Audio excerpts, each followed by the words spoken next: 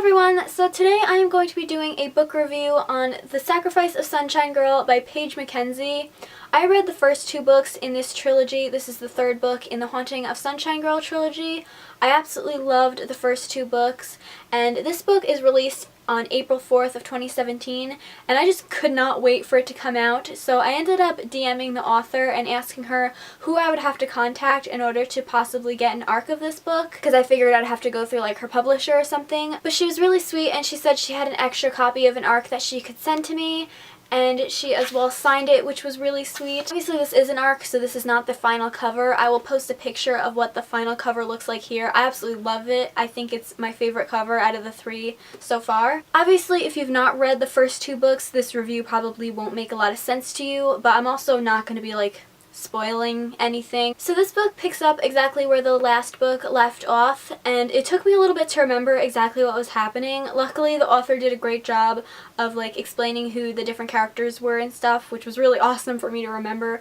For some reason, I just forget everything if I don't marathon a series. It's awful. I don't know what's happening. I kind of had a love-hate relationship with the writing, but it was more on the love side. So the hate side was that sometimes it was like blunt writing, like it would just randomly like state a fact that seemed kind of out of place. Not that it was out of place, but just that it was just like blunt, like it was just out there, and I felt like it could have been done a little bit better. But on the love side of that relationship, I think the writing is really funny, and there was some bits where I was actually like, I actually laughed out loud, which rarely happens. And of course, I mention this every time I mention any book in this series, that I just love the main character, and I think she is very relatable. And I've spoken before how I think she would be a great role model for younger readers.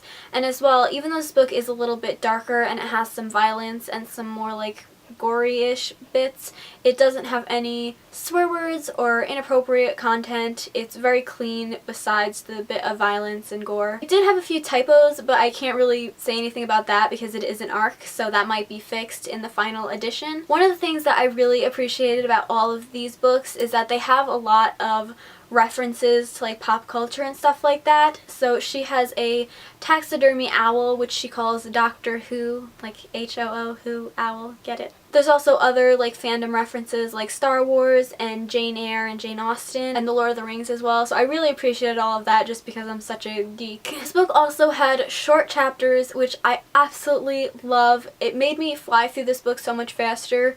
I wish all books just had short chapters because I would probably get through them so much faster. It does have a lot of like YA tropes, but like I don't really mind that as much as a lot of other people mind it, so I just figured that's something worth mentioning. I feel like this review was all over the place with like positive and then negative things, but the last sort of note I want to mention is more of like a negative one, but it was repeating, oh, and I'm sorry if I keep looking this way because that's where my notes are, but it was repeating the same word or phrase too close together. I took a writing course in school like a year or two ago, and one of the things that my teacher was constantly on me about was using the same word or phrase too many times too close together.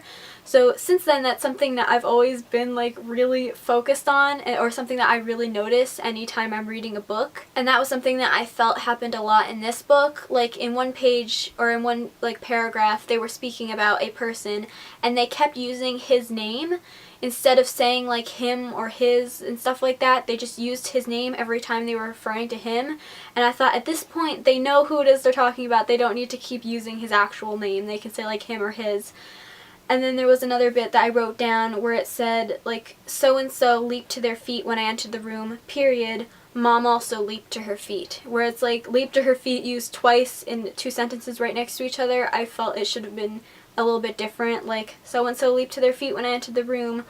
Mom also stood up, you know what I'm saying? So that's just something that like my writing teacher has drilled into my mind, so now I'm always noticing it whenever I read books or write them. So overall, I really enjoyed this book. I don't know if I mentioned, I gave it 4.5 out of 5 stars. I probably should have mentioned that at the beginning. I just love this series so much. I think it's really fun, and of course it's like paranormal, so that's right up my alley. Another thing I probably should have mentioned at the beginning of this video was that I did do a review for the first book in the series, which I will link up in the corner if you want to learn more of my thoughts on that book. But overall, I really love this book. I would highly recommend it. And yeah, that's all for this video. I hope you guys enjoyed it. Please give it a thumbs up if you did, and subscribe if you haven't already, and I will see you in my next video. Bye!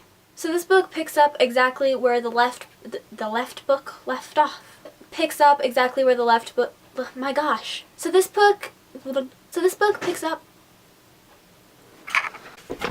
oops.